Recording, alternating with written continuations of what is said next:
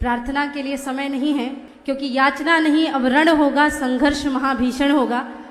प्रार्थना तो हम कथाओं में कर लेंगे। एक बार निवेदन करूंगी, दोनों हाथ ऊपर उठाएं, मुट्ठियां बांध के इतना जोर से जय जय घोष करना है, क्योंकि दिल्ली से ही उन गीदड़ों ने आवाज लगाई थी कि कितने अफजल मारोगे, घर घर से अफजल निकलेगा। आज ऐसा जय घोष करो कि कोई अफजल की औलाद अपनी अम्मी की कोख में भी बैठा हो तो वही दम तोड़ दे, और ऐसे नारे लगाना बंद करे, क्योंकि यहाँ सनातन बोर्ड के गठन के लिए हम आए हैं, और आज वो गठन बना के गुंजायमान करके जाएंगे, और वो गुंजान आपकी जय जय घोष से होना चाहिए। भारत माता की, भारत माता की, हिंदू राष्ट्र की, हिंदू धर्म की, जय जय श्री राम, जय जय श्री राम। परम पूजनीय श्री शंकराचार्य भगवान श्री के चरणों में कोटि कोटि प्रणाम। इस आयोजन के कर्ता धर्ता और श्री हनुमान स्वरूप सनातन धर्म की ध्वजा को विश्व भर में फहराने वाले परम पूजनीय देवकी नंदन ठाकुर जी महाराज श्री मेरे बड़े भाई के चरणों में प्रणाम। विराजमान सभी संतों के, महापुरुषों के चरणों में प्रणाम।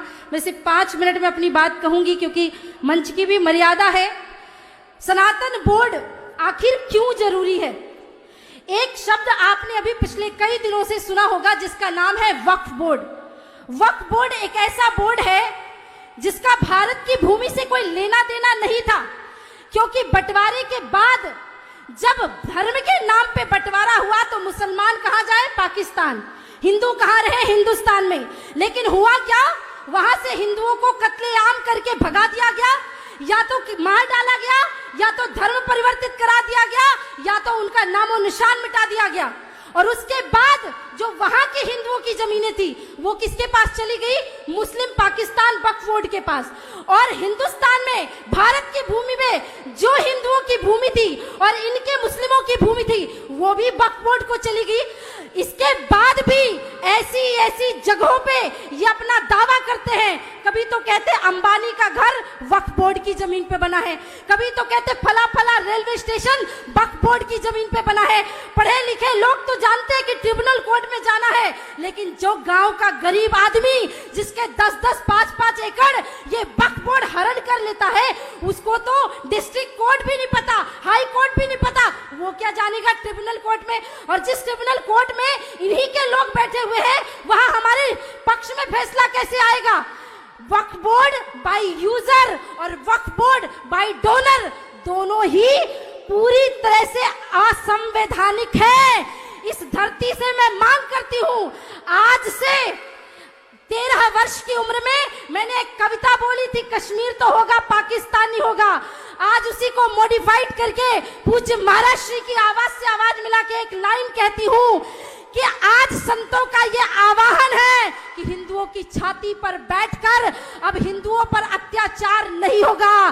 सनातन बोर्ड तो होगा, पर वक्फ बोर्ड का नामो निशान नहीं होगा। आखिरी में 2 लाइन की एक कहानी सुना रही हूं, कान खोल के सुन लो। एक जंगल में आग लग गई। जंगल में आग लगी तो जंगल के जानवर वहां से भागने लगे, सारे जंगल छोड़ के जा रहे थे। एक टिटहरी रोने लगी, अपनी चोंच से जल लेकर जंगल में डालती, फिर झरने में जाती, फिर चोंच से जल लेकर डालती। कौओं का एक झुंड उड़ के जा रहा था और कहने लगा, अरे टिटहरी, तेरी जरा सी चोंच के जल से जंगल की आग नहीं बुझने वाली।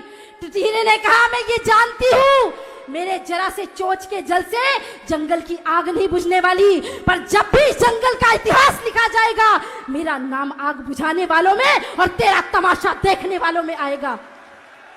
जब परम पूजनीय देवकी नंदन ठाकुर जी महाराज श्री ने अमेरिका में रह करके दिन रात जाग करके सनातन बोर्ड के गठन के लिए, धर्म संसद के आयोजन के लिए जगह जगह गुंजान किया था, तो उनको भी लोग कहते थे, अरे महाराज जी क्या समय वेस्ट करते हो, आपके इतने लाखों करोड़ों फॉलोवर है, आप तो राधे राधे गाओ, कथा सुनाओ। और आपके बोलने से सनातन बोर्ड थोड़ी गठित होगा, एक व्यक्ति के करने से। अगर पूज्य महाराज श्री ने भी सोच लिया होता कि मैं भी अपने यजमानों के यहाँ मजे कर रहा हूँ, क्या लेना देना मुझे, ये बात तो वही बात हो गई ना महाराज कि उनका जो नाम है वो इतिहास में आग बुझाने वालों में दर्ज होगा, और वो आज उसके आप हमें गलत पढ़ाया।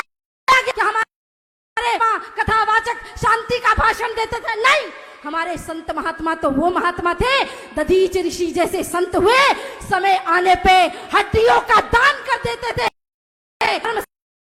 यहाँ तो एक हाथ में माला और दूसरे हाथ में भाले की परंपरा है।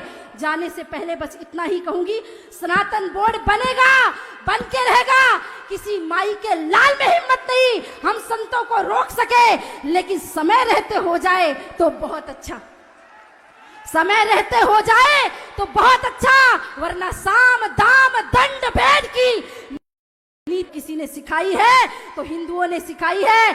अभी हम माला लेके जयघोष कर रहे हैं, अगर भाला लेकर के दिल्ली की सड़क तो ये संत कोई पीछे नहीं हटेंगे। मैं तो अबोध सी छोटी सी उनकी बेटी हूं, बहन हूं, वचन देती हूं, पहली पंक्ति में आप सभी के साथ सम्मिलित होकर के देश धर्म के लिए आगे बढ़ूंगी और एक लाइन बोल करके अपनी वाणी को विश्राम करूंगी कि जो छेड़ेगा हिंदुओं की हस्ती को अब मिटा देंगे हम उसकी हर एक बस्ती को।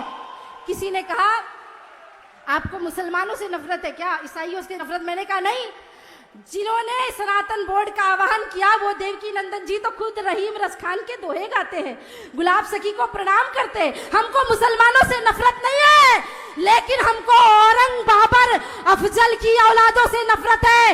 इसलिए इस मंच से आह्वान है कि जो छेड़ेगा हिंदुओं की हस्ती को मिटा देंगे हम उसकी हर एक बस्ती को। रहना है तो रहीम रस खान बन के रहना, औरंगजेब बाबर बने तो खाक में मिला देंगे तुम्हारी हर एक हस्ती को। एक बार पुनः विश्राम से पहले दोनों हाथ ऊपर उठा के मुट्ठी बांध के जोर से जय जय घोष करें और एक और वचन देकर जाइए हिंदुओं। 1-1 लाख के फोन खरीद सकते हो ना, मेरी माताएं बहनें 2-2 लाख के लहंगे खरीदती अपनी शादियों में, खूब खरीदना, लेकिन 1-1 हजार रुपए की तलवार भी खरीद के घर में जरूर रख लेना। उड़ाइए दोनों हाथ। भारत माता की, भारत माता की जय, जय श्री राम, जय जय श्री राम।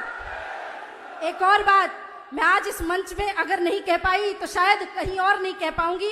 परम पूजनीय महाराज श्री, आप बहुत अच्छे कथावाचक हैं, हम खुद भी कथा करते हैं और एक बड़ा सुंदर आपसे प्रेम भाव भी है मेरा। आप मेरे बड़े भाई हैं, गुरु तुल्य हैं, सब कुछ है, पर आपने आज कथावाचकों का सिरमौर सिर मुकुट सबसे ऊपर कर दिया सनातन धर्म के लिए। मैंने ऐसे बहुत से कथावाचक, क्षमा करिएगा, पूज्य शंकराचार्य भगवान बैठे पर क्षमा करिएगा हाथ जोड़ के, नहीं, सब लोग यही कहते हैं हमेशा से कि क्या लेना देना हमें धर्म से, लेकिन पहली बार कोई संत कथावाचक यहाँ से खड़े हुए हैं। मैं साष्टांग आपको प्रणाम करती हूँ और बहुत धन्यवाद करती हूँ। जय श्री राम।